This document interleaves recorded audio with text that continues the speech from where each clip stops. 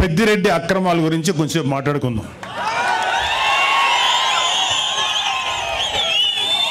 అంటే నేను రాయలసీమకి ఎలక్షన్ క్యాంపెయిన్కి ఓన్లీ తిరుపతి వరకే వచ్చాను, ఒకసారి కలిగిరి దాకా వచ్చాను. ఆ తర్వాత రావడానికి నాకు అవకాశం దొరక్క నేను పవన్ కళ్యాణ్ గారి పిఠాపురం నియోజకవర్గంలో పనిచేయాల్సి వచ్చింది. అయితే చాలామంది ఇక్కడ చెప్పారు ఏంటంటే పెద్దిరెడ్డికి మేము చాలా భయపడతారండి మనోళ్ళందరూ. చాలామంది కొంచెం మీరు జాగ్రత్త అని. పెద్దిరెడ్డి కదయా, వాళ్ళ నాయకుడు జగన్మోహన్ రెడ్డి కదయా, వాళ్ళ నాన్న రాజశేఖర రెడ్డిగా భయపడలేదు, ఇతనంతా అని చెప్పి న్యాయంగా ధర్మంగా ముందుకెళ్ళేటువంటి ఓ గొప్ప నాయకుడు పవన్ కళ్యాణ్ గారి నాయకత్వంలో పనిచేస్తున్న మాకు పెద్దిరెడ్డి కాదు కదా, ఏ సుబ్బారెడ్డి పిచ్చిరెడ్డి కూడా మాకేమో లెక్కలేదు, డోంట్ కేర్. సో ముందు పెద్దిరెడ్డి అక్రమాల గురించి ఇక్కడంతా స్టేజ్ మీద ఉన్న చాలామంది ఉన్నారు మా జన సైనికులు, వీర మహిళలందరూ. అలాగే ఇక్కడున్న ఏ రాయి రప్ప చెట్టు పుట్టం కదిలించినా సరే ఈ పెద్దిరెడ్డి అక్రమాలు ఎన్ని దారుణాలు చేశారు ప్రతి ఒక్కళ్ళు చెప్తారు.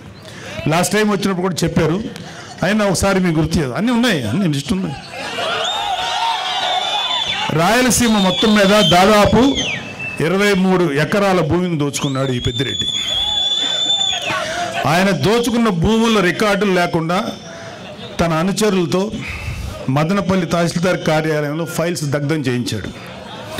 తగలబడిన ఫైల్స్ చాలా వరకు 22A కింద ఉన్న ప్రభుత్వ భూములకు సంబంధించిన డాక్యుమెంట్లు ఉందని సిఐడి అధికారులే నిర్ధారించారు. పుంగనూరు పాడి రైతులు నిలువున దోపిడీ చేస్తున్నారు. లీటర్ పాలకి కేవలం 20 రూపాయలు ఆయనే నిర్ధారించి తన సొంత డైరీకి పాలు తరలించాలని పాడి రైతుల్ని బెదిరిస్తున్నారు. ఇప్పుడు కాదులే, ఒకప్పుడు మొన్న ఎలక్షన్స్ వరకు. అలాగే మైనింగ్ మాఫియా తయారు చేసి నిబంధనలకు అనుగుణంగా మైనింగ్ చేసే వాళ్ళని, న్యాయంగా ధర్మంగా మైనింగ్ చేసే వాళ్ళని బెదిరించి వారి వ్యాపారాలు దోచుకున్నారు. పుంగనూరు, మదనపల్లి, తొంబడపల్లి కేంద్రంగా అక్రమ క్వారీలు, ఇసుక, గ్రావెల్ మాఫియా నడుపుతున్నారు. తిరుపతి మఠం భూములను ఆక్రమించుకున్నాడు. వడమాలపేటలో మండలంలో గుజరాతీ వ్యాపారిని అతని కుటుంబ సభ్యులను బెదిరించి ఆస్తులు రాయించుకున్నారు. తిరుపతి నగరంలో చెరువులు ఆక్రమించారు. మద్యం అక్రమ దందా మొత్తం పెద్దిరెడ్డి రామచంద్రారెడ్డి కనుసన్నల్లోనే నడిచింది. మద్యం క్వాలిటీ లేదన్న ఒక దళితుడిని నెక్స్ట్ డే చంపించారు. ఈ మద్యం ఏంటో ఇంత దరిద్రంగా ఉంది, మూత్రంలో ఉంది అన్నందుకు నెక్స్ట్ డే చంపేశారండి. ఆయన కమిషన్ల కోసం, ఆయన కాంట్రాక్టుల కోసం ఆవులపల్లి రిజర్వాయర్ నిర్మాణాన్ని చేపట్టారు. దీనివల్ల 100 కోట్లు నేషనల్ గ్రీన్ ట్రిబ్యునల్కి పెనాల్టీ చెల్లించారు. పొంగనూరు నియోజకవర్గం పులిచెర్ల మండలం మంగళంపేటలో విలాసవంతమైన భవనం కోసం 70 ఎకరాల పైగా ఆక్రమించుకున్నారు. అటవీ శాఖ భూములు ఆక్రమించి మార్కెట్ యార్డ్ నిధులతో రోడ్లు వేసుకున్నాడు.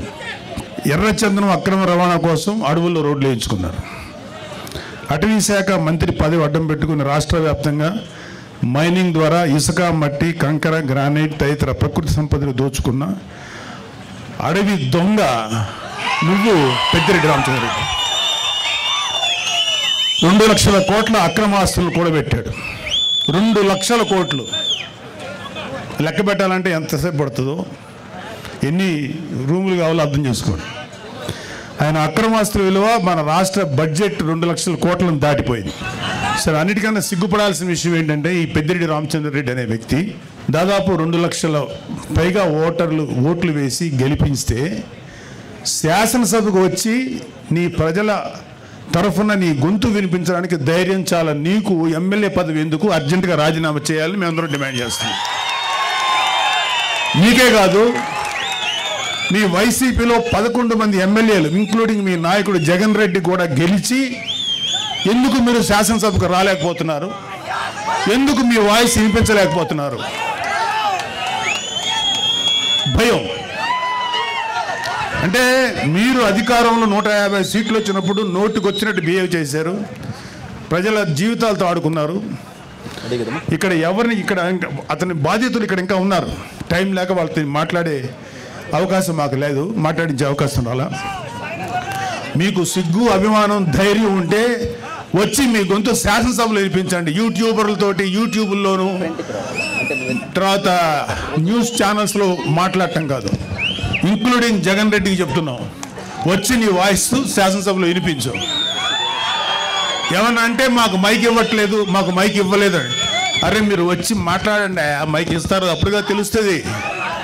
అది రావడానికి, అది వచ్చి అసలు శాసనసభ చుట్టుపక్కల రావడానికి మీకు ధైర్యం సరిపోట్లా.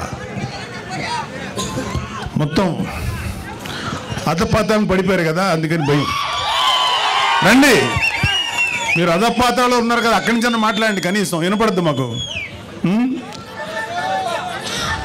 ఇంకోటి, ఒకే ఒక వైసీపీ నాయకులు ఇంక్లూడింగ్ పెద్దిరెడ్డి రామచంద్రారెడ్డి ఎవరెవరి ఆస్తులైతే అడ్డగోలుగా కబ్జా చేశారో ఇవన్నీ కూడా బయటకు తీస్తాం. చాలామంది మన కార్యకర్తలు, కూటమి కార్యకర్తలందరికీ ఒక అసంతృప్తి ఉంది, వీళ్ళ మీద ఎవరి మీద చర్య తీసుకోలేదని. అందరి మీద చక్కగా చర్య తీసుకుంటాం. వచ్చి 8 నెలలు అయింది. ముందు ఈ 8 నెలలు 1 ఇయర్లో ప్రజల సంక్షేమం ముఖ్యం, వీళ్ళ మీద పగ తీర్చుకోవడం ముఖ్యం కాదు. అయితే వీళ్ళ యొక్క క్రైమ్ని ముందు చెప్పడం కంటే కూడా ప్రజల వెల్ఫేర్ కోసం ముందు వచ్చాం కాబట్టి ముందు ఆ జాగ్రత్తలు తీసుకుంటున్నాం. ఈవెన్చువల్గా జగన్ రెడ్డితో సహా, పెద్దిరెడ్డి రామచంద్రారెడ్డితో సహా అందరి మీద, మన కాకినాడ ద్వారంపూడితో సహా ప్రతి వాళ్ళ మీద చర్యలు తీసుకుంటాం. ఎవ్వడు లా నుంచి తప్పించుకోలేడు, చట్టం నుంచి ఎవ్వడు తప్పించుకోలేడు. ప్రతి వాడిని మెడబెట్టి లోపల తోస్తాం, అది గుర్తుపెట్టుకోండి.